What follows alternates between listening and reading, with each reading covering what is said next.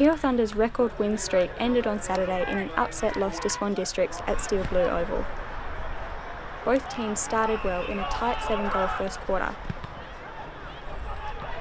but the Thunder lost their way during the second, allowing the Swans to pile on 8 unanswered goals in 40 minutes of play. The Thunder lined up with 14 Fremantle-listed players, with Hayden Crozier, a last-minute inclusion, just missing out on lining up against the Demons at the MCG. Yeah, so we came out in the first quarter, we had good intent and we were putting our head over it, and strong defensively, strong offensively, but yeah, as I said before, from the first quarter, end of the first quarter onwards, extremely disappointing, so it's something we'll have to work on.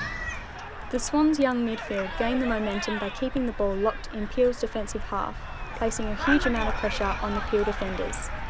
Sheridan and Crozier worked hard to keep the Thunder in the contest, but the Swans gained the upper hand. Yeah, I think the game's always won and lost in the midfield. That's something that we spoke highly of for Freo and especially for Peel here. So you see, the midfields can set it up. Started with a ruckman. I actually thought John Griffin was good all day, but I thought our midfielders let us down and didn't provide the ball that our forwards needed. So yeah, it's something we'll need to work on. A silver lining for Peel was the rugged defensive effort by Brady Gray. He led all Thunder players with a top disposal count of 22 and hitting the scoreboard as well, thwarting an opportunistic running goal from the pocket. The Thunder regrouped after three-quarter time with midfield young guns Blakely and Weller leading the charge to help restrict the Swans. Yeah, well, Weller and Blakely have been extremely good so far in this season so far. They came in and worked hard from the word go, and we've got a lot of senior heads in Fremantle, and they've stick with the midfield group. We've got guys like Fife, Mundy, Barlow, Crowley, to name a few. So they've gone under their wings and really performed well so far. They've been impressive, but just obviously got to keep improving and try to put their hand up for senior selection.